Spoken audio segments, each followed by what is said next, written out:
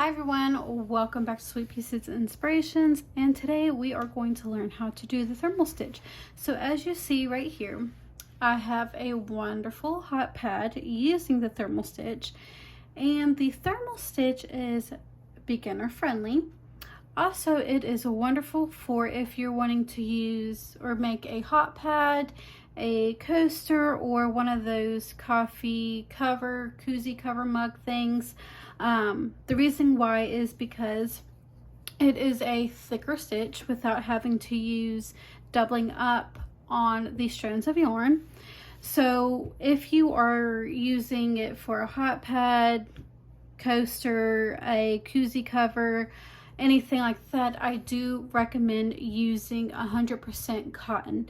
And the reasoning why is because cotton will not burn like acrylic or animal fibers will, or any kind of synthetic fibers. So cotton is the best thing to use. Also, it is moist, it soaks up the moisture if you're using coaster. So I think that's really about it as far as what you need to know about if you're wanting to make a hot pad and using a thermal stitch.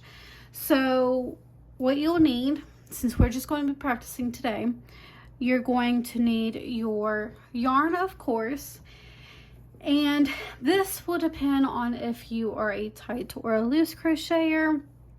If you are a tight crocheter, you're going to need two hooks, two different hook sizes. And the reason why I say that is if you're a tight crocheter, when you go to do the chain spaces or the chaining up, you're going to want to use a bigger hook because we're going to go back into the chain spaces when we first start off. So using a bigger hook to start off will help you get into them stitches when you switch off to a smaller hook. So we will go ahead and get started. If you are curious, this hot pad is a 7.5 by 8. I did chain 24 plus 2 if you are curious to make this hot pad, but today I am just going to be practicing with you guys on how to do the thermal stitch. So if you were just curious and would like to actually make a hot pad, there is some numbers for you. So we will go ahead and get started. To start off, you are going to chain any kind of number that you would like, just making sure you add 2 for your chain up spaces.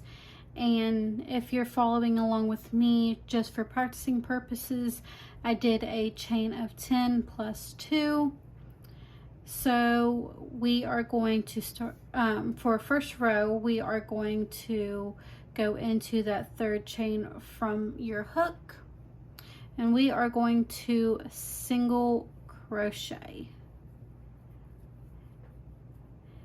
and then just single crochet in each of your stitches until you get to the end of your round. Again, that was round 1.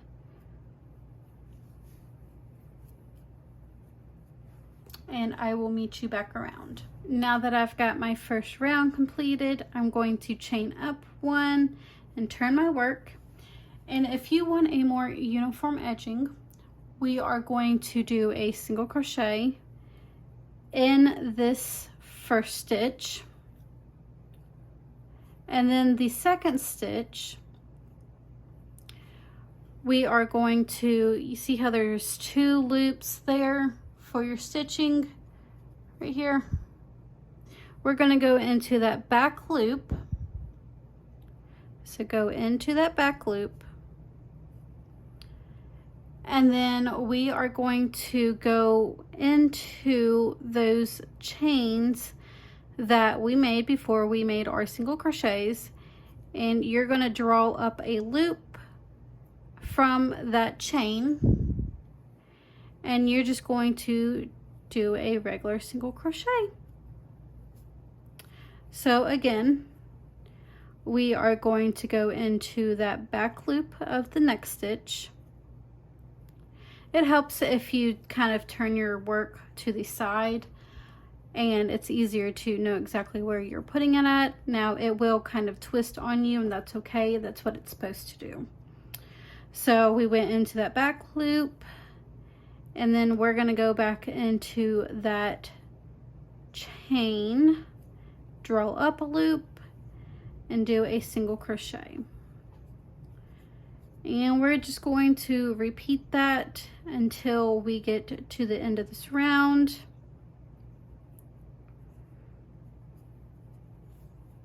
For round 3, I'm going to chain up 1, turn my work.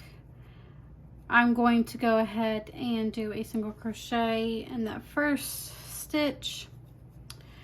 And then the second stitch, again, we are going to go into that back loop. And then you will see the loops, they are a little bit more pronounced and kind of look like a ridging. You're going to go into that loop, so you'll have now 2 loops on your hook, and single crochet. Again, go into that back loop only, go into that loop that's a little pronounced, that is with the previous round that we did, row 2, that's the front loop that we did not work into. And then a single crochet, back loop, into that bottom loop, single crochet, and we are just going to continue doing that until you get to the end of this round.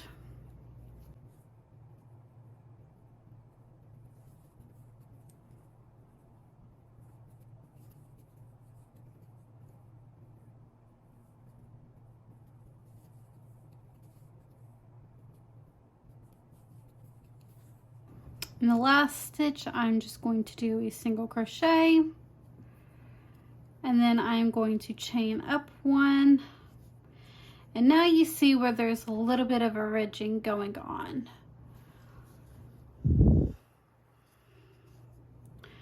So now we are going to turn our work, and we're just going to repeat that process. Again, single crochet in the first stitch, go into that back loop, and then go into the bottom loop,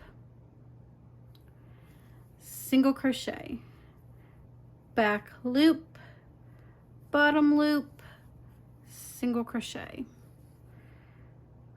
back loop, bottom loop, single crochet, back loop, bottom loop, single crochet.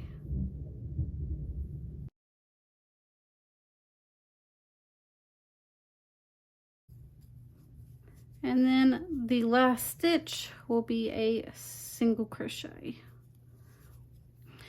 And that is it as far as the thermal stitch. You will just continue repeating that, going into that back loop and then the bottom loop, and that is it. I hope you guys have a wonderful day. Please don't forget to give me a like, share, comment, or subscribe, and I will see you guys next time.